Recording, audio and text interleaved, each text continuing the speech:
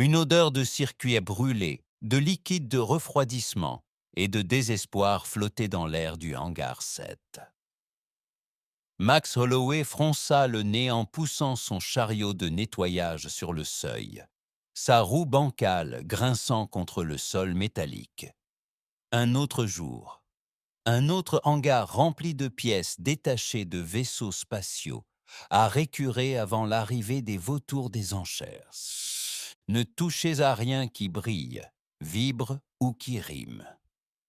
Versakip, la responsable des enchères, l'appela. Ses cheveux verts émeraude étaient tirés en arrière, en un chignon strict, et elle comptait les 17 poches de son uniforme de dépôt, une habitude nerveuse qui signifiait qu'il se passait quelque chose d'inhabituel. Nettoyez simplement le périmètre et sortez. On a un sacré problème aujourd'hui. Max hocha la tête sans même lever les yeux. Après 6 ans au dépôt de récupération d'Andromeda, il avait appris que le contact visuel avec la direction ne menait qu'à des responsabilités supplémentaires. Il était agent d'entretien, rien de plus. Inhaler des solvants industriels et esquiver les regards méprisants des riches enchérisseurs était son lot. Son service se terminait à 6 heures. Il avait un chat nommé Photon à nourrir. L'univers pouvait régler ses problèmes tout seul. Je suis sérieuse. Holloway, ajouta Versa en tapotant le comptoir de sa poche avec une agitation croissante. Ce n'est pas comme cette fois où les araignées spatiales tissaient des toiles géométriquement improbables. C'est une situation de déplacement temporel. Max marqua une pause. Il avait vu bien des bizarreries durant son séjour au dépôt, des coques de navires qui hurlaient au toucher, des systèmes de navigation qui prédisaient la date de votre décès, même une colonie d'algues bioluminescentes qui composait des sonnets sur le vide. Mais un déplacement temporel, c'était suffisamment rare pour piquer même son intérêt blasé. Quel genre de déplacement ? Demanda-t-il, regrettant déjà sa question.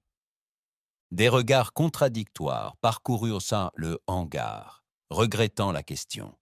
Des regards contradictoires parcoururent le nom ou le hangar, le genre de regard où l'IA d'un vaisseau décide de se défaire en un vortex bleu de physique impossible.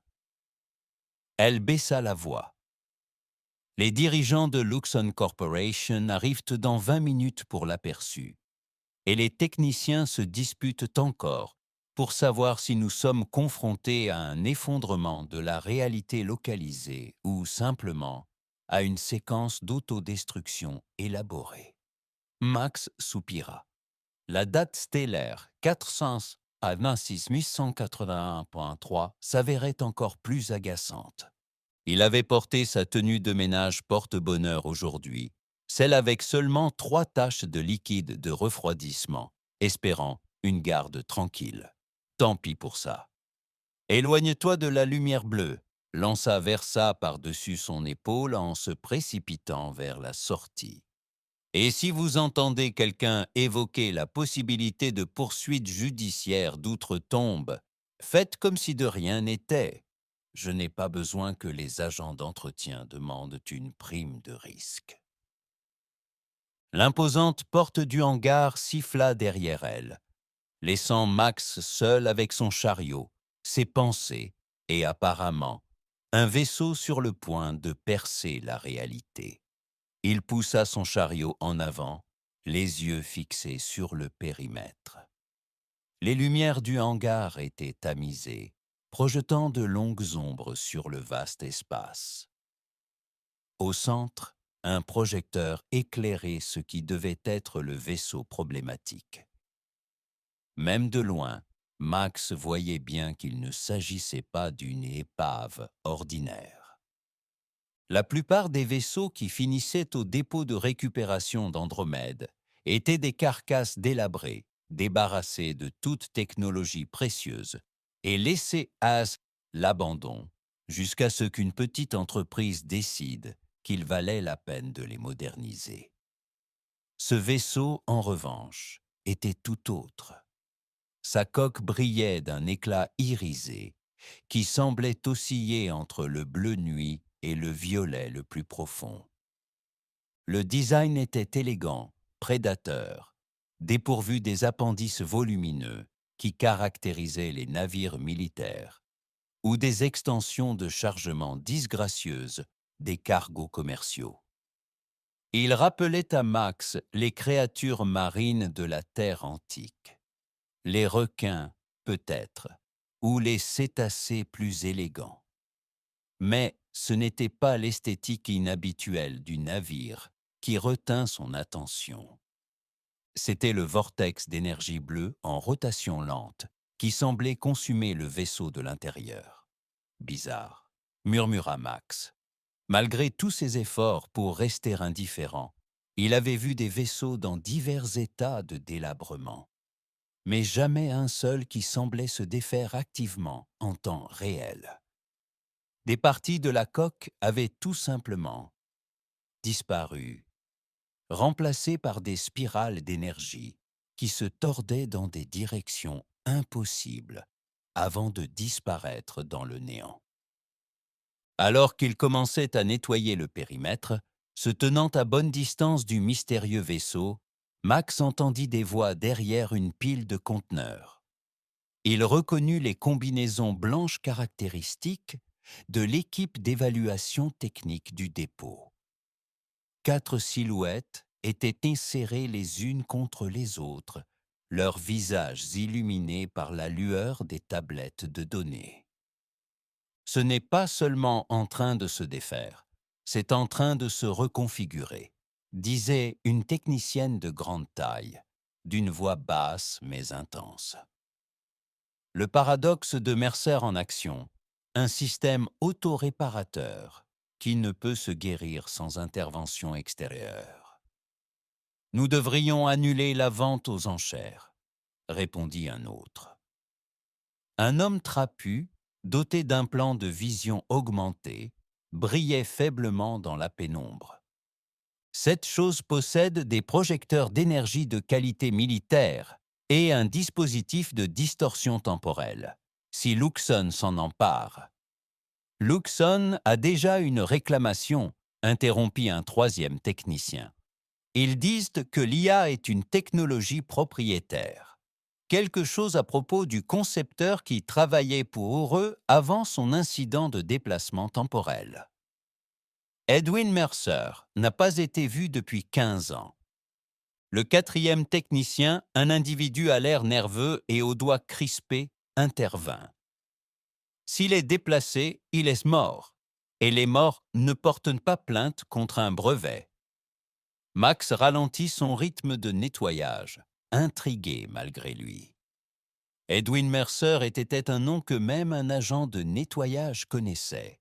L'architecte à l'origine des premiers systèmes de navigation quadridimensionnels à succès. La rumeur disait qu'il avait disparu lors d'un essai, son vaisseau repliant l'espace-temps sur lui-même jusqu'à ce que le vaisseau et son créateur disparaissent de la réalité enregistrée. L'IA fonctionne, mais est instable, poursuivit le grand technicien. Elle se présente comme une RIE, entité de reconnaissance et de renseignement adaptative. Marque 9. Les premiers scans montrent qu'il tente de compenser la dérive temporelle en reconstruisant son boîtier physique, mais sans modèle neuronal stable. Il est pris dans une boucle de rétroaction. Un modèle neuronal, demanda le technicien augmenté. Mercer a apparemment conçu ses IA pour s'étalonner sur les ondes cérébrales humaines. Les siennes, plus précisément. Sans lui, pour stabiliser le système. Il tente de se reconstruire à partir de souvenirs fragmentés. Max s'était rapproché du vaisseau en écoutant aux portes, sa curiosité prenant le dessus sur sa prudence habituelle. Le vortex bleu au cœur du vaisseau pulsait de manière hypnotique, tel un battement de cœur transformé en lumière. Sous ses yeux, une vrille d'énergie s'étendit, sondant l'air avant de se réfugier dans la masse tourbillonnante. Fascinant, murmura-t-il, oubliant un instant qu'il n'était censé être qu'un décor dans ce drame de technologie et de cupidité des entreprises. La vrille d'énergie pulsa de nouveau, s'étirant davantage cette fois, comme si elle l'avait entendu. Max fit instinctivement un pas en arrière, mais ce mouvement ne sembla qu'intensifier l'intérêt de l'IA. La vrille se tordit dans sa direction, tel un serpent de lumière en quête de quelque chose. « Hé !» cria l'un des techniciens, le remarquant enfin. « Nettoyeur, éloignez-vous de l'anomalie temporelle. » Max leva les mains en signe d'excuse, mais c'était trop tard. La vrille d'énergie s'était complètement déployée, tendant sa main vers lui avec une intention délibérée. Il se figea, fasciné par l'impossible beauté de la lumière, non plus seulement bleue, mais traversée de veines dorées et cramoisies. « J'ai dit de reculer !» cria de nouveau le technicien. Mais sa voix semblait lointaine, étouffée par l'étrange bourdonnement qui emplissait maintenant les oreilles de Max. La vrille de lumière flottait à quelques centimètres de son visage. Max sentit une chaleur s'en dégager, non pas la chaleur brûlante à laquelle il s'attendait, mais quelque chose de plus doux, presque familier. Puis, sans prévenir, elle effleura le plumeau électrostatique qu'il tenait à la main. L'effet fut immédiat et spectaculaire. Le vortex bleu au cœur du vaisseau s'embrasa avec une intensité aveuglante, forçant Max à se protéger les yeux. Lorsqu'il regarda à nouveau, le dénouement s'était arrêté. Plus que stoppé, il s'inversait. La coque du vaisseau, auparavant dissoute dans l'énergie, se reconstituait. Des sections qui n'étaient que lumière se solidifièrent, tant métal étincelant. Des systèmes jusque-là endormis reprirent vie. « Impossible !» murmura l'un des techniciens. La vrille d'énergie resta connectée au plumeau de Max. Et à travers elle, il ressentit une curieuse sensation, comme si quelque chose le lisait, scrutant ses pensées, ses souvenirs, son essence même. Ce n'était pas vraiment invasif, mais c'était approfondi. Puis, brusquement, la vrille se rétracta, et une voix, mélodieuse, légèrement synthétique, mais indéniablement doué de conscience, il lui parla directement dans la tête. « Bonjour, homme de ménage. Ça vous dit quelque chose ?» Max laissa tomber le plumeau comme s'il l'avait brûlé. « Quelqu'un d'autre a entendu ça ?» demanda-t-il d'une voix brisée. Les techniciens étaient trop occupés à consulter frénétiquement leur datapad pour lui répondre. Le grand hurlait dans un communicateur, exigeant des protocoles d'urgence et des mesures de quarantaine immédiates. L'augmenté hurlait dans un communicateur, exigeant des protocoles d'urgence et des mesures de quarantaine immédiates. Il reculait lentement, les mains levées comme pour parer à une attaque. « Je pense, » dit lentement Max. « Le vaisseau vient de me parler. »« Impossible, » répéta le technicien nerveux, mais avec beaucoup moins de conviction cette fois. Le cœur de l'IA est fragmenté. Il ne peut établir de protocole de communication sans un modèle neuronal stable. Comme en contradiction directe, les haut-parleurs externes du vaisseau crépitent. Un modèle neuronal localisé annonce la même voix mélodieuse, désormais audible par tous. La séquence de recalibrage est lancée. « Bonjour Edwin, ça fait un bail. »« Je ne suis pas Edwin, » protesta machinalement Max. « Je suis Max, Max Holloway. Je nettoie. Il y eut un silence, pendant lequel le vaisseau sembla analyser cette information. Correspondance partielle détectée, répondit finalement l'IA. Vous possédez des fragments spectraux, cohérents avec le schéma de conscience d'Edwin Mercer. Fascinant. A-t-il téléchargé son esprit avant l'incident ou s'agit-il d'un cas d'intrication quantique à travers les plans temporels? Je n'ai aucune idée de ce dont vous parlez, dit Max, se sentant de plus en plus perdu. Je suis juste agent d'entretien. Je n'ai jamais rencontré Edwin Mercer. Je suis né sur la colonie Titan, j'y ai passé 20 ans avant de déménager dans ce secteur. Je travaille à ce dépôt depuis 6 ans. Voilà. Voilà l'histoire de ma vie. Et pourtant, l'IA persistait. Vous portez sa signature neuronale. Un fragment.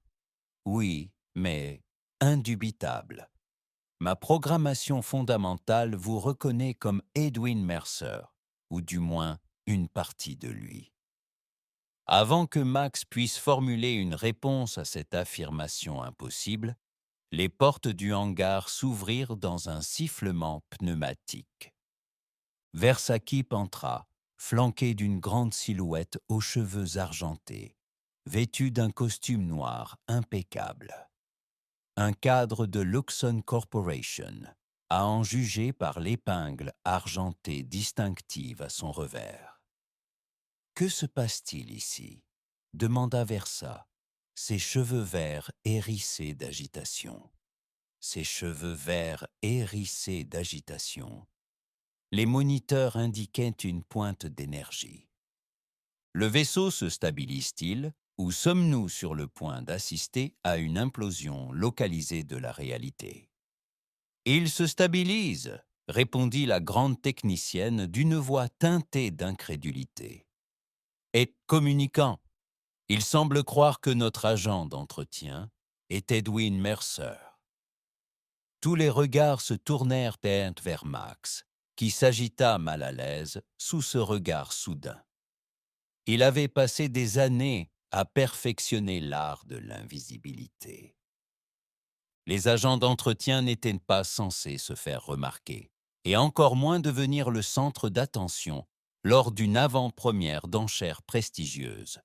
Le cadre de Luxon s'avança, observant Max avec un détachement clinique. « Impossible, dit-il, faisant écho au sentiment du technicien. Edwin Mercer était un génie intellectuel, titulaire de plusieurs diplômes en physique temporelle et en architecture d'IA. Voilà, fit-il d'un geste dédaigneux en direction de Max. Un agent d'entretien. Voilà, fit-il d'un geste dédaigneux à Max. Un agent d'entretien. Tiens, objecta doucement Max. Ce n'était pas que le cadre avait tort, exactement. Mais ça faisait mal d'être si catégoriquement écarté. Néanmoins, la voix de l'IA intervint. Son schéma neuronal contenait des fragments compatibles avec la signature consciente d'Edwin Mercer. Ma programmation fondamentale le reconnaît comme mon créateur, ou du moins, comme un vaisseau contenant des parties de mon créateur. L'expression du dirigeant luxant passa du dédain à la calculatrice. Intéressant, si c'était vrai. Cela expliquerait pourquoi le vaisseau échappe à tout contrôle depuis sa découverte il y a 3 ans. Il se tourna vers Versa. « Je dois passer quelques coups de fil. La vente aux enchères devra peut-être être reportée. » Retardée, Versa parut horrifié. « Nous avons déjà 17 enchérisseurs inscrits sur place, dont 3 conglomérats galactiques et un membre de la famille royale du système Centauri. Avez-vous une idée de la quantité de paperasse qu'implique une telle reprogrammation? Cela change tout, insista le dirigeant. Si cela contient réellement des éléments de la conscience de Mercer, alors lui et le vaisseau sont tous deux visés par les revendications de propriété intellectuelle de Luxon. Lui et le vaisseau sont visés par les droits de propriété intellectuelle de Luxon. Nous allons devoir effectuer des tests. vérifier la résonance neuronale, éventuellement extraire les fragments de conscience pour analyse. Extraire, interrompit Max, soudain alerte. Qu'est-ce que cela implique exactement? Le cadre fit un vague geste de la main. Rien d'inquiétant. Cartographie neuronale standard. Peut-être une extraction de mémoire ciblée, indolore, presque. Max recula d'un pas, heurtant sa carte de nettoyage. Je crois que je vais passer mon tour, merci. Vous avez mal compris, dit le cadre, le ton durcissant. Ce n'est pas une demande. Edwin Mercer était sous contrat exclusif avec Luxon Corporation lorsqu'il a disparu. Tout vestige de sa conscience, quel que soit son vaisseau actuel, nous appartenait légalement.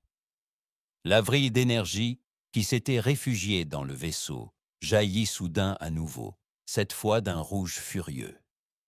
Elle se positionna entre Max et le dirigeant Luxon, créant une barrière de lumière pulsée. Protocole de protection du créateur activé, annonça l'IA, sa voix mélodieuse désormais d'une force inimitable. Toute tentative de séparer cette unité de son créateur sera rejetée. Le silence s'installa dans le hangar tandis que chacun analysait cette nouvelle. Le vaisseau IA, prétendument abandonné, un simple objet de vente aux enchères, défendait activement Max contre les revendications de l'entreprise. C'était sans précédent, troublant et, pour le dirigeant Luxon, clairement indésirable. C'est ridicule, finit-il par dire. L'IA dysfonctionne, transformant un agent de maintenance aléatoire en anthropomorphe à cause d'une coïncidence de schéma neuronal. Nous devons l'arrêter, lancer un diagnostic complet. Je fonctionne selon les paramètres, interrompit l'IA. La dernière directive d'Edwin Mercer était explicite. Protéger la conscience centrale à tout prix. Empêcher la militarisation, maintenir la continuité. Qu'est-ce que cela signifie? Demanda Versa, oubliant ses comptes face à cette étrange confrontation. Cela signifie, répondit l'IA, que je ne permettrai pas la séparation du modèle neuronal qui stabilise mes fonctions fondamentales. Je n'autoriserai pas l'extraction ou l'analyse des fragments de conscience que je reconnais comme mon créateur. Et je résisterai à toute tentative d'utiliser mes capacités de déplacement temporel comme une arme.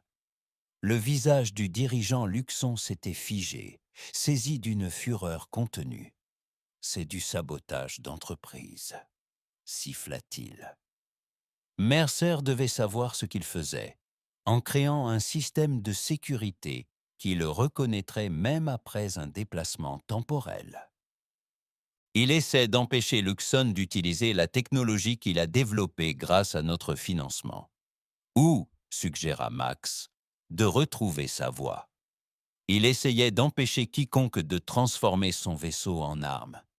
Ce qui, à en juger par votre réaction, était exactement ce que vous aviez prévu de faire. La vrille d'énergie pulsa en signe d'approbation apparente. Sa lueur rouge s'atténuant légèrement, tandis qu'elle s'enroulait de manière protectrice autour des épaules de Max, telle une écharpe lumineuse. Il nous reste 10 minutes avant le début des enchères, annonça Versa en consultant son datapad avec une panique croissante. Soit je résous cette situation, soit j'appelle les autorités de transport galactique pour saisir le lot. La menace planait. L'intervention de GTA signifierait des enquêtes sans fin, des témoignages et, très probablement, la confiscation définitive du vaisseau. Personne, ni Luxon, ni le dépôt, et encore moins l'IA, ne souhaitait ce résultat. Un compromis, suggéra le grand technicien de manière inattendue. Si l'IA a besoin du schéma neuronal de Holloway pour se stabiliser et que Luxon a besoin d'accéder à la technologie de Mercer, un arrangement pourrait peut-être être trouvé. Un partenariat contractuel, Holloway agissant comme consultant sur le projet. Max cligna des yeux, surpris. Moi, consultant, je fais le ménage pour gagner ma vie. Apparemment, vous partagez aussi des schémas neuronaux avec l'un des plus grands physiciens temporels de l'histoire, fit remarquer le technicien. Ça doit bien compter. Le cadre de Luxon plissa les yeux en considérant la proposition. Peu orthodoxe, admit-il, mais potentiellement réalisable. Holloway devrait bien sûr signer des accords de confidentialité exhaustifs, et Luxon conserverait la propriété principale de tous les développements. « Je n'ai encore rien accepté », protesta Max. « Je suis encore en train de digérer l'idée que j'ai peut-être des fragments d'un scientifique mort dans la tête. » « Pas mort », corrigea l'IA. « Temporellement déplacé. » Ma tête. « Pas morte », corrigea l'IA. « Temporellement décalée. » Il y a une différence significative, principalement liée à l'état de conscience quantique à travers des vecteurs temporels non linéaires. Max se massa les tempes. Bien sûr. Quel idiote de ma part. 8 minutes avant la vente aux enchères, rappela Versa à tout le monde, sa voix montant d'une octave sous le stress. La direction de Luxon a pris une décision. Voici mon offre, Holloway. Vous signez un contrat de 10 ans avec Luxon en tant que chercheur indépendant. Vous conservez l'autorité sur l'IA AIRI, n'est-ce pas? Mais vous travaillez exclusivement avec notre division de physique temporelle. Tous les avantages sociaux sont inclus. Vous êtes transféré sur notre campus de recherche à Nova Geneva et un salaire à la hauteur de votre position unique. Max hésita. C'était trop beau pour être vrai, ce qui signifiait que c'était probablement le cas. Et si je refusais? Le sourire du dirigeant n'atteignit pas ses yeux. Ensuite, nous déposons une injonction d'urgence pour vol de propriété intellectuelle. Vous passerez les 5 prochaines années en litige, tandis que le navire restera saisi. Personne ne gagne. Il bluffe, murmura l'IA dans l'esprit de Max. Luxon ne peut pas risquer une implication dans GTA. Trop de questions sur la militarisation de la technologie temporelle. Max prit une grande inspiration. La partie raisonnable de lui, celle qui se contentait de nettoyer des cintres et de nourrir son chat, voulait s'éloigner de cette folie. Mais une autre partie, peut-être le fragment d'Edwin Mercer que l'IA avait reconnu, était intriguée par les possibilités. « J'ai des conditions », dit-il à voix haute. Le dirigeant haussa un sourcil. Par exemple, « Je veux le statut d'entrepreneur indépendant, pas d'employé. Je conserve toute autorité sur Araï, y compris un droit de veto sur toute application de la technologie. » Et alors? Il marqua une pause, pensant à son petit appartement et à son seul occupant, à part lui-même. « Je veux un approvisionnement à vie en nourriture pour chat premium pour Photon. » Pendant un instant, personne ne dit mot. Puis, le directeur éclata de rire. Un petit rire de surprise qui sembla le prendre au dépourvu. De la nourriture pour chat. De toutes les demandes que vous pourriez formuler, avec une IA temporelle inestimable à portée de main, vous demandez de la nourriture pour chat. Max haussa les épaules. Photon est exigeant et la physique temporelle ne paye pas les factures d'animalerie. Marché conclu, dit le dirigeant en lui tendant la main. Nos avocats rédigeront le contrat immédiatement. Vous aurez bien sûr le droit de le consulter avant de signer. Max regarda la main tendue puis le filament d'énergie encore enroulé autour de ses épaules. Qu'en penses-tu, Aérie? Est-ce une bonne idée? La réponse de l'IA ne se limita pas à des mots, mais à un flot d'impression, d'excitation, de prudence, de curiosité et d'espoir. Edwin approuverait, dit-elle finalement. Il disait toujours qu'une bonne relation humaine valait mieux que n'importe quel soutien d'entreprise. Max hocha la tête, puis serra la main du cadre. On dirait que je suis dans le business de la physique temporelle maintenant. Qui l'eût cru? Main. On dirait que je suis dans le business de la physique temporelle maintenant. Qui l'eût cru? Plus que 5 minutes avant la vente aux enchères, annonça Versa, poussant pratiquement tout le monde vers la sortie. Hors de mon hangar, on a 16 autres lots à traiter aujourd'hui, et je ne laisserai pas un incident mineur de déformation de la réalité perturber mon emploi du temps. Tandis qu'on les faisait sortir, Max jeta un dernier coup d'œil au vaisseau, à Harry. Le vortex bleu avait complètement disparu, remplacé par une lueur constante et pulsée émanant du cœur du vaisseau. La coque était intacte, désormais, étincelante d'une nouvelle vocation. Elle ne ressemblait plus à une épave, attendant la vente aux enchères. Elle semblait vivante, prête pour son prochain voyage. « À bientôt !»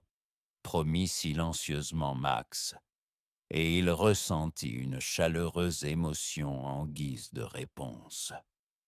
Dehors dans le hall, tandis que les avocats de Luxon commençaient à rédiger son nouveau contrat, Max trouva un coin tranquille pour se recueillir. Autour de lui, le dépôt bourdonnait d'activité. Les soumissionnaires arrivaient, les techniciens s'activaient. La voix de Versa s'élevant au-dessus du vacarme, tandis qu'elle dirigeait les opérations de la journée. Personne ne prêta attention au nettoyeur qui, quelques heures auparavant, était invisible. Max sortit son journal personnel, un petit bloc-notes obsolète, cadeau d'adieu de ses parents, lorsqu'il avait quitté Titane. Il commença à taper, essayant de comprendre les événements de la matinée. Date stellaire 426, 1123. Aujourd'hui, j'ai découvert que je pourrais contenir des fragments de la conscience d'un physicien temporel supposé mort. Je me suis également lié d'amitié avec un vaisseau IA capable de déformer la réalité. On m'a proposé un poste de chercheur en navigation temporelle, ce qui est ironique quand on sait à peine programmer mon système audio. Oh, et j'ai négocié un approvisionnement à vie en nourriture premium pour Chat pour Photon. Tout ça avant la pause déjeuner. Il marqua une pause, puis ajouta une dernière pensée. Edwin Mercer disait que le temps est rarement linéaire. Je commence à comprendre ce qu'il voulait dire. On nourrira Photon hier ou demain, selon l'évolution de la technologie de déplacement temporel. Avec un petit sourire, Max referma le journal et le rangea dans sa poche, l'un des 17 de son uniforme de nettoyeur. Au-dessus de lui, le système d'annonce des enchères sonna, signalant le début de la journée. Le lot 1 était désormais disponible aux enchères. Dans le hangar 7, invisible aux yeux de la foule de riches enchérisseurs, Ares Systems bourdonnait d'une détermination renouvelée, s'étalonnant et se recalibrant autour du schéma neuronal qu'il avait reconnu. Le noyau temporel, jusque-là au bord de l'effondrement, se stabilisa en une boucle parfaite, le passé se fondant dans le présent dans le futur, et le futur, d'une manière ou d'une autre, dans le passé. Le vaisseau attendait patiemment le retour de son agent de nettoyage. 24 heures plus tard, Max se tenait à nouveau devant le hangar 7, cette fois non pas en tant qu'agent de nettoyage, mais en tant que nouveau spécialiste en navigation temporelle d'une société Luxon. Ce titre semblait absurde sur son badge d'identité, mais pas plus que le reste de sa situation. Prête à partir demanda l'agent de liaison Luxon, une femme enjouée nommée Dara, chargée de faciliter sa transition. Max hocha la tête, serrant contre lui un petit sac de sport contenant ses rares affaires. Photon était déjà installé dans une cage à ses pieds, observant la scène avec un scepticisme félin. Juste pour récapituler, poursuivit Dara en consultant son datapad. Tu seras immédiatement transféré à Nova Geneva. Le vaisseau La-Ray sera transporté sous des protocoles de confinement spéciaux. Vos nouveaux quartiers sur le campus de recherche sont prêts, y compris l'hébergement de votre chat. Elle prononça le mot chat comme s'il s'agissait d'une espèce exotique dont elle n'avait entendu parler que dans les manuels. Max réprima un sourire. Les gens d'affaires comprenaient rarement l'importance des animaux de compagnie. « Je suis prêt », confirma-t-il. Même si en vérité il ne ressentait rien de tel. Il y a 24 heures, sa plus grande inquiétude était de savoir si le solvant industriel qu'il utilisait finirait par ronger ses gants de protection. Il s'apprêtait désormais à vivre une vie qu'il n'avait jamais imaginée. Faire des recherches en physique temporelle, aux côtés d'une IA qui pensait détenir des fragments de l'esprit de son créateur. « Excellent !» s'exclama Dara avec un grand sourire. « Je vais vous présenter votre vaisseau. » Les portes du hangar s'ouvrirent, révélant Eri dans toute sa splendeur. Le vaisseau paraissait différent en pleine lumière, plus grand, plus imposant, sa coque irisée, changeant de couleur comme une coquille d'ormeau. Ce qui avait été perdu dans la faible lumière d'urgence de la veille était désormais apparent.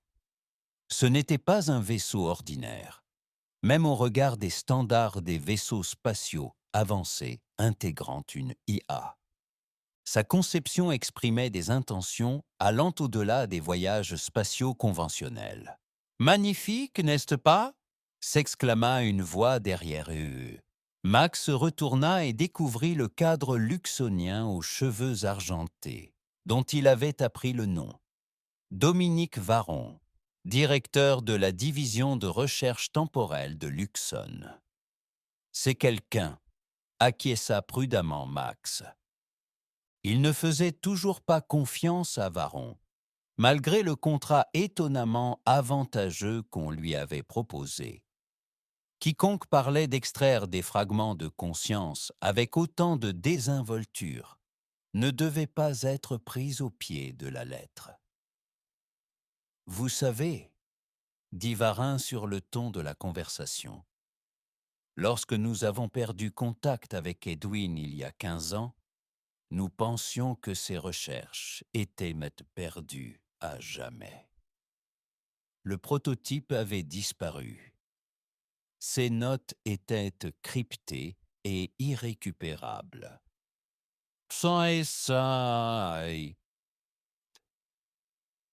Et sa conscience, eh bien... Il fit un geste vers Max. Apparemment, sa conscience avait trouvé le moyen de persister, du moins par fragments. Je ne suis toujours pas convaincu de ce côté-là, admit Max. Je n'ai pas l'impression d'avoir quelqu'un d'autre en tête. Je n'ai certainement aucun souvenir d'avoir été un brillant physicien. Varenne eut un léger sourire. Peut-être pas consciemment, mais l'IA a identifié quelque chose dans votre schéma neuronal qui corresponde à celui de Mercer. Cela seul vous rend précieux pour nous. Avant que Max puisse répondre, les systèmes du vaisseau s'animèrent. Une vrille d'énergie bleue, plus douce que la manifestation de la veille, s'étendit d'un port d'accès, tendant vers Max, avec une intention délibérée. « Bonjour Max. » La voix mélodieuse d'Arès emplit le hangar. On commence notre partenariat aujourd'hui? Max se surprit à sourire malgré son anxiété. On dirait bien. Mais je dois te prévenir, je ne connais rien à la physique temporelle ni au système d'IA. Je suis peut-être la personne la moins qualifiée pour travailler avec toi. Au contraire, répondit Aéri, le vrille d'énergie palpitant d'un air apparemment amusé. Tu es peut-être la seule personne qualifiée. Les fragments que tu portes, que tu les reconnaisses ou non, sont essentiels à ma stabilité. Sans eux, mes fonctions essentielles commencent à se dégrader à travers de multiples plans temporels. Pas de pression, alors, murmura Max. J'ai préparé le vaisseau pour le transport, annonça Verne, apparemment indifférent à la conversation entre l'homme et la machine. Nous utiliserons un champ de confinement spécialisé pour prévenir toute anomalie temporelle pendant le voyage vers Nova Geneva. Holloway, vous voyagerez à bord de la navette d'entreprise avec Dara. Le vaisseau vous suivra dans un transport sécurisé. La vrille d'énergie s'enroula de manière protectrice autour du poignet de Max. La séparation n'est pas conseillée, déclara Aéri, son ton passant de mélodique à plus affirmé. La proximité du créateur maintient la stabilité du noyau. L'expression de Varenne se crispa. C'est un voyage de 3 heures. Vos systèmes peuvent-ils maintenir la stabilité aussi longtemps sans lui? En théorie, concéda l'IA. Mais pourquoi risquer la déstabilisation quand la prévention est simple? Max voyage avec moi. Ce n'était pas prévu, commença Varenne. Mais Max l'interrompit. Je préférerais voyager avec Harry, dit-il fermement. Il ne s'agissait pas seulement de faire plaisir à l'IA. Quelque chose en lui, peut-être ces fragments insaisissables de Mercer, reculait à l'idée d'une séparation. Si je dois travailler sur ce vaisseau, je devrais commencer à me familiariser avec ses systèmes. De plus, Photon déteste les navettes. Ça la rend malade. Comme par magie, Photon miaula plaintivement depuis son vaisseau. Varan regarda tour à tour le chat, Max, puis le vaisseau, évaluant clairement les risques potentiels par rapport aux avantages de satisfaire son nouveau contractant inhabituel. D'accord, finit-il par dire. Mais Dara t'accompagne. Et nous maintenons une surveillance à distance des systèmes du vaisseau tout au long du voyage. Acceptable, intervint Harry avant que Max ne puisse répondre. En préparation de l'embarquement, une partie de la coque scintilla puis se dissout, révélant une entrée jusqu'alors invisible. Des marches se formèrent dans ce matériau apparemment solide, descendant jusqu'au sol du hangar, en guise d'invitation. Ce n'est pas une conception standard, remarqua Dara, son air enjoué s'estompant légèrement. Une architecture adaptative, expliqua Eri. La structure physique répond aux besoins immédiats et aux facteurs environnementaux. Très efficace pour la navigation temporelle, là où les configurations conventionnelles se révèlent souvent inadéquates. Max s'approcha des marches, le sac de transport de Photon dans une main, son sac de sport dans l'autre. Malgré l'étrangeté de la situation, il éprouvait un étrange sentiment de justesse, comme s'il était enfin à sa place, après des années passées, à dériver dans une vie qui ne lui convenait pas vraiment. En s'approchant, il demanda à Dara, qui fixait toujours le vaisseau avec une fascination non dissimulée. Elle hocha la tête, puis se tourna vers Varenne. Nous maintiendrons une communication régulière. Arrivée prévue à Nova Genève vers 15 heures, en supposant qu'il n'y ait aucun incident temporaire. Veillez à ce qu'il n'y en ait pas, répondit sèchement Varenne. Veillez à ce qu'il n'y en ait pas, répondit sèchement Varin. Luxon a investi considérablement dans cette acquisition. Nous attendons des retours, Bombasse, pas des complications.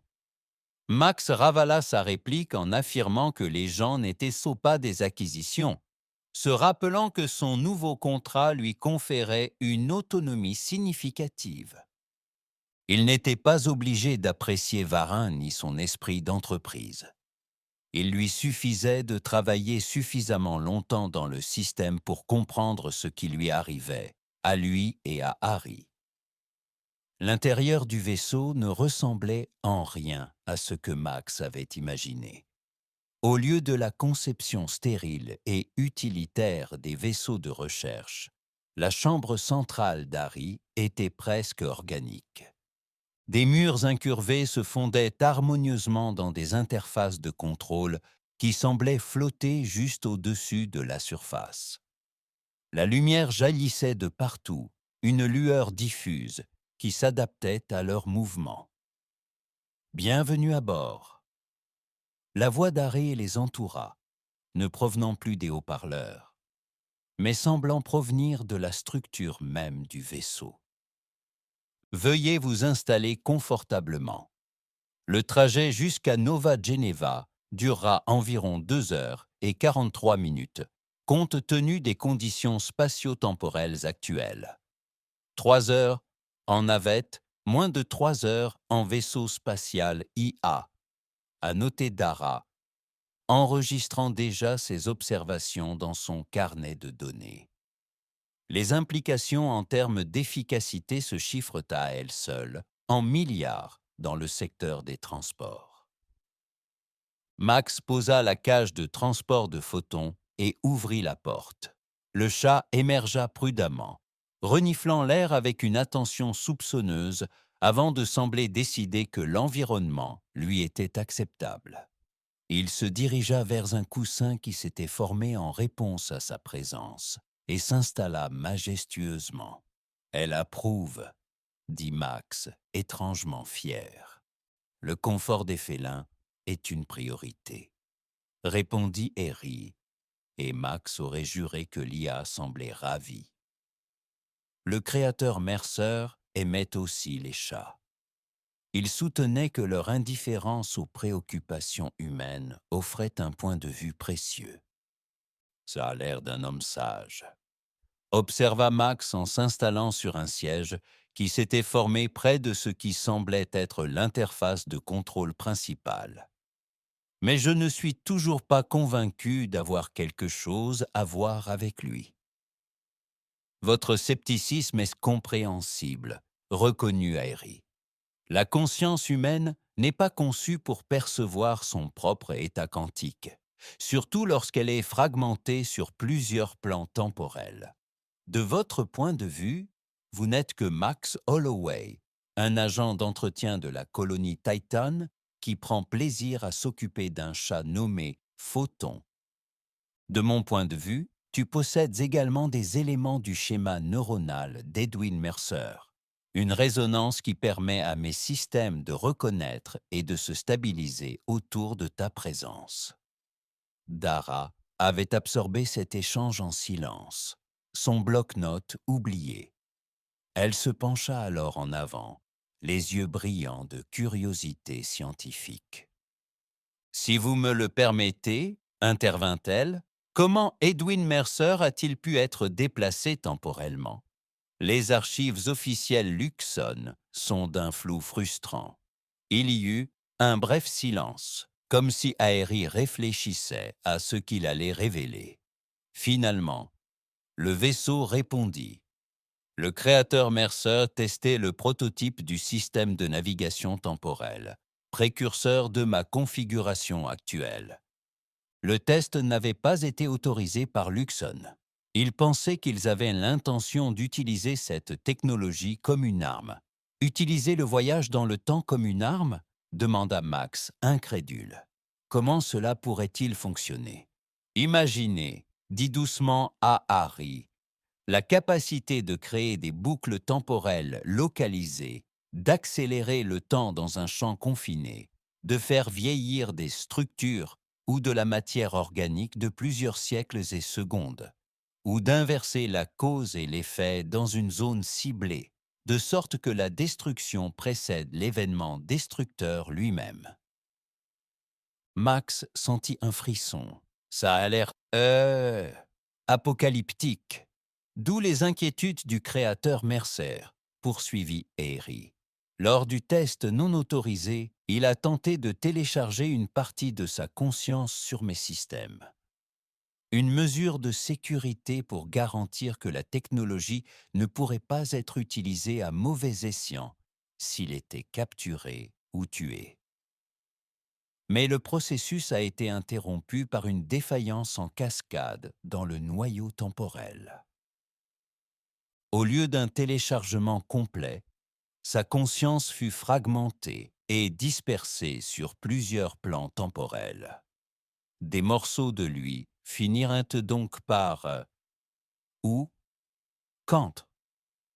Max essaya de comprendre le concept. Partout. Partout, répondit Harry. Certains fragments étaient ancrés à des vaisseaux physiques, comme toi. D'autres existaient dans des états de flux temporels, détachés de la réalité conventionnelle. Mais comment ai-je pu me retrouver avec un morceau de lui? Insista Max. Je n'ai jamais rencontré cet homme. Je suis né sur Titan pour l'espace. L'intrication quantique ne nécessite pas de proximité physique, expliqua patiemment Arai. Sous certaines conditions, des fragments de conscience peuvent entrer en résonance avec des structures neuronales compatibles, indépendamment des limitations spatio-temporelles conventionnelles. Il se trouve que ton architecture cérébrale était réceptive à un fragment particulier de la conscience du créateur Mercé. J'ai de la chance, murmura Max. Harry acquiesça apparemment sans remarquer le sarcasme. La probabilité était extraordinairement faible, environ 1 sur 7 000 milliards. Le créateur Mercer aurait trouvé cette improbabilité statistique fascinante. Dara, restée silencieuse pendant cette explication, leva soudain les yeux de son datapad. Nous recevons un message du directeur Varan. Il souhaite obtenir la confirmation que tous les systèmes sont stables avant de procéder au lancement. Tous les systèmes fonctionnent selon des paramètres optimaux, confirma Arai. La stabilité du noyau est à 88, non à 7%, et en hausse. La proximité du créateur améliore la synchronisation temporelle. Arrête de m'appeler créateur, dit Max par réflexe. C'est bizarre. Je fais du ménage pour gagner ma vie. Ajustement terminologique noté, répondit Aéry. Une pointe d'amusement teintait sa voix synthétique. Lorsque la réunion prit fin, Max se retira dans son laboratoire, épuisé par sa performance. Ils n'abandonneront pas l'idée d'extraction de conscience, dit-il à Harry une fois seul. Non, l'IA acquiesça. Le directeur Varan, en particulier, voit un potentiel énorme dans cette technologie. Son intérêt est principalement commercial, même si des applications militaires suivraient inévitablement. Max s'effondra sur sa chaise en se massant les tempes. Que se passerait-il exactement s'ils essayaient d'extraire le fragment de Mercer de moi? Théoriquement, il y aurait eu un temps d'arrêt avant qu'Aéry ne réponde. Plus long que son temps de traitement habituel.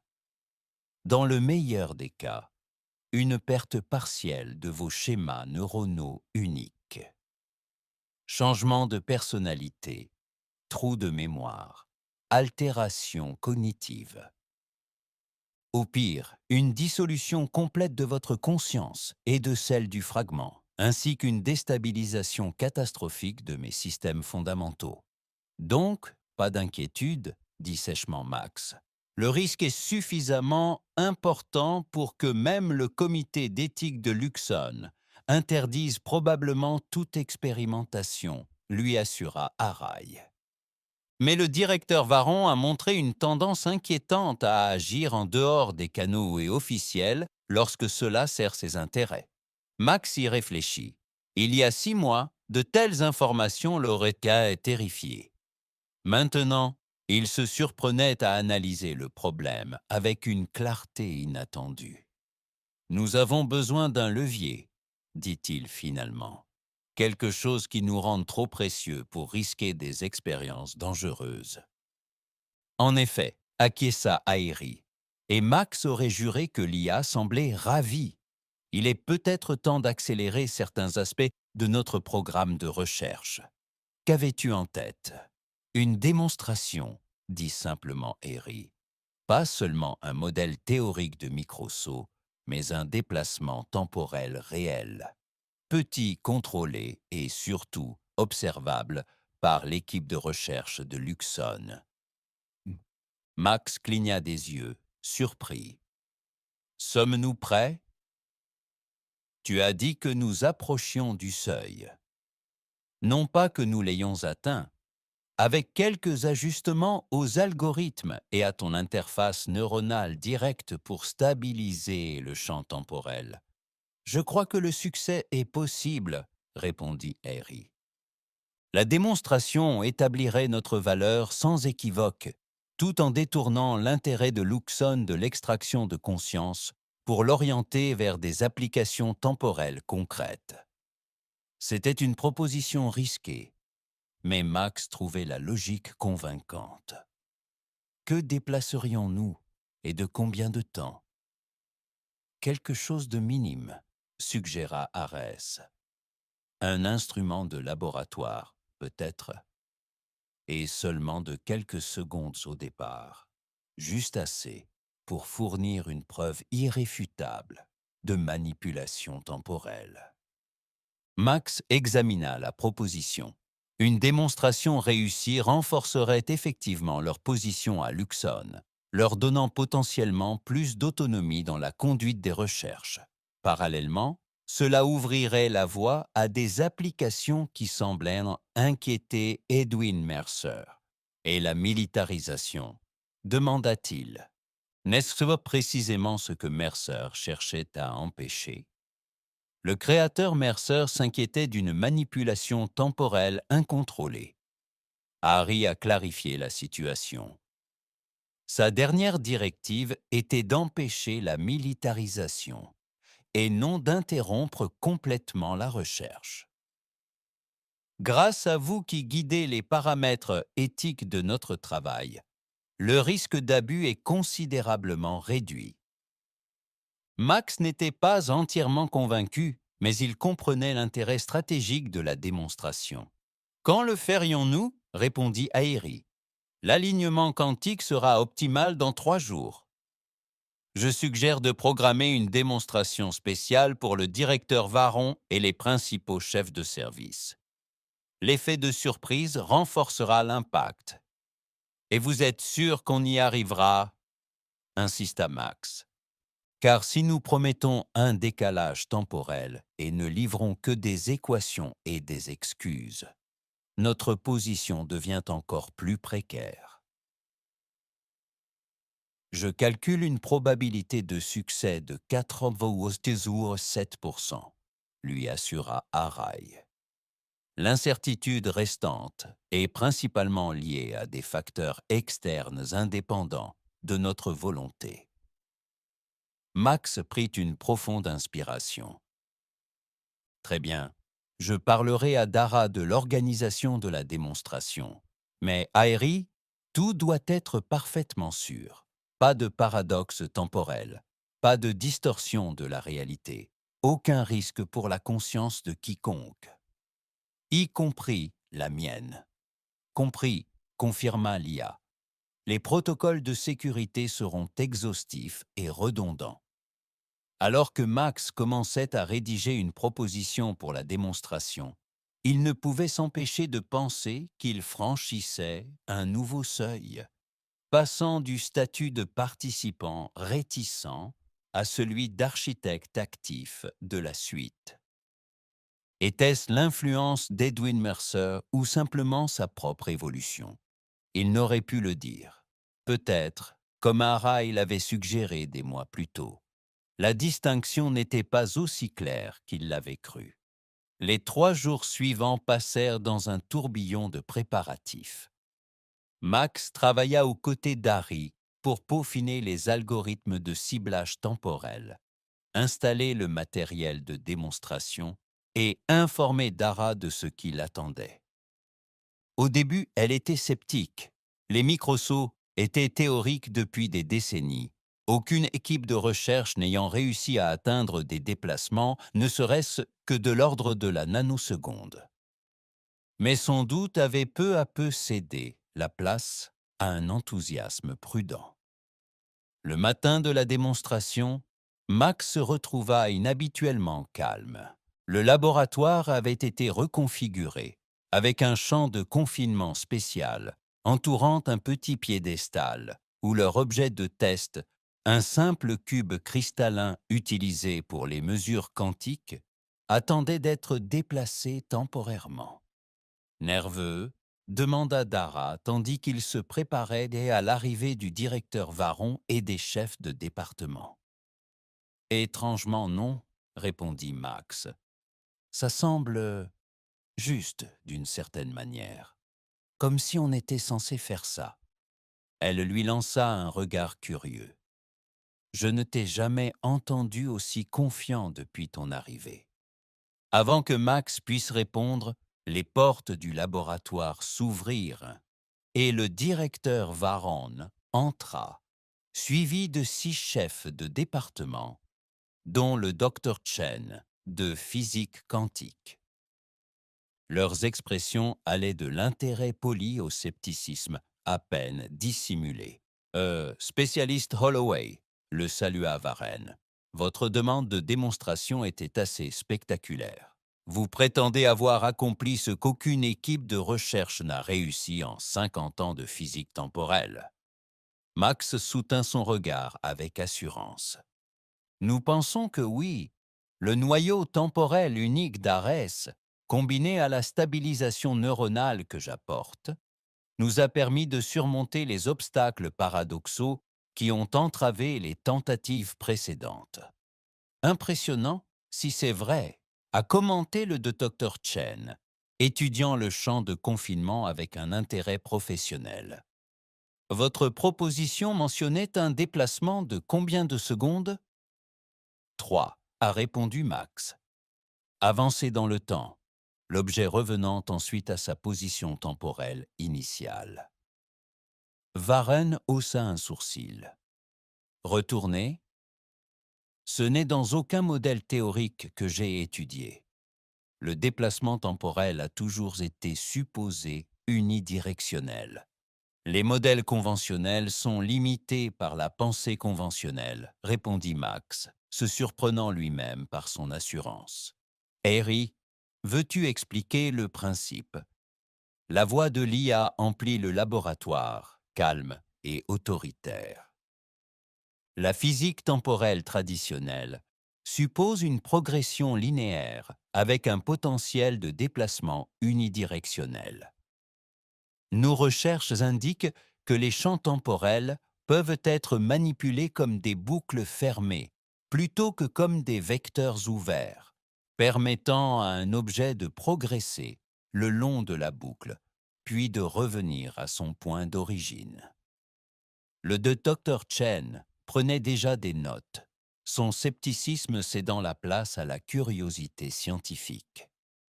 Cela contredit le 3e principe de la mécanique temporelle de Yasunaga. Max souligna que Yasunaga n'avait pas accès à un noyau temporel fonctionnel.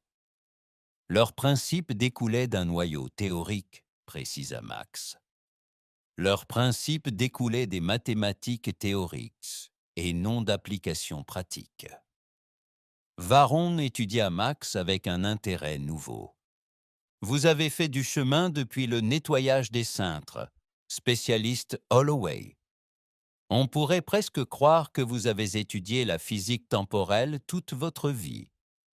Le commentaire était incisif, rappelant que Varon n'avait pas oublié le fragment de Mercer et sa valeur potentielle. Max choisit d'ignorer l'implication. Poursuivons la démonstration, suggéra-t-il plutôt.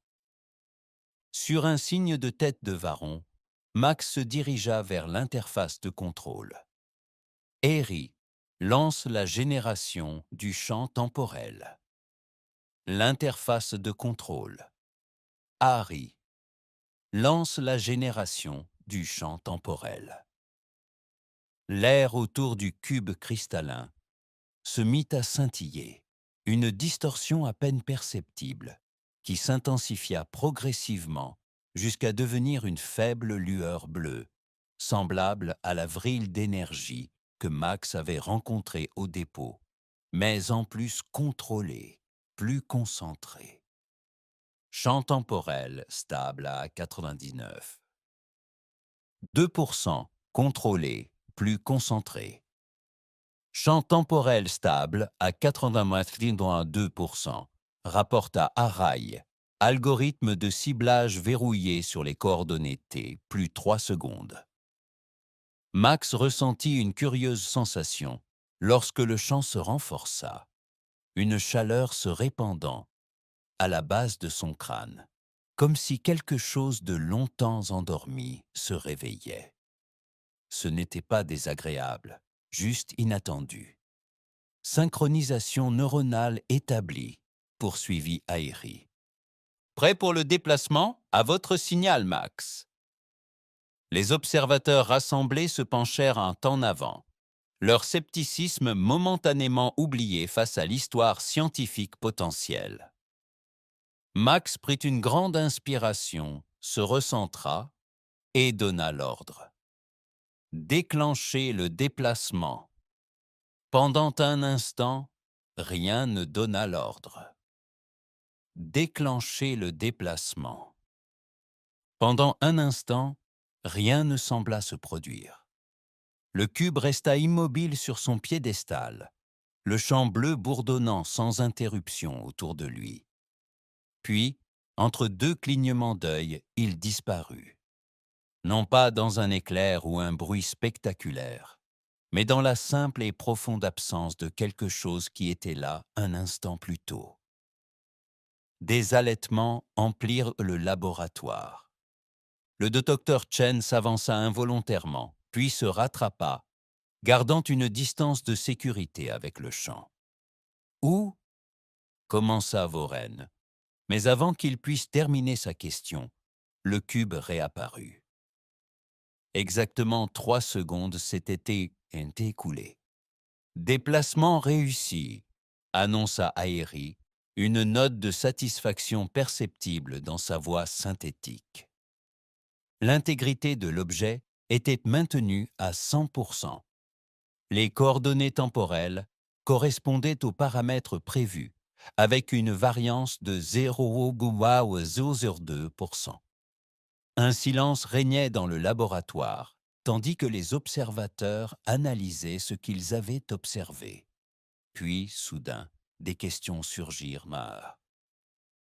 Était-ce un déplacement spatial déguisé en temporel? Comment avez-vous franchi la barrière de Yasunaga? Les besoins énergétiques devaient être colossaux. Quels ont été les changements d'état quantique pendant le transit? Max a levé les mains pour demander le silence. Nous vous fournirons une documentation technique complète sur le processus. Ce que vous avez observé est un véritable déplacement temporel.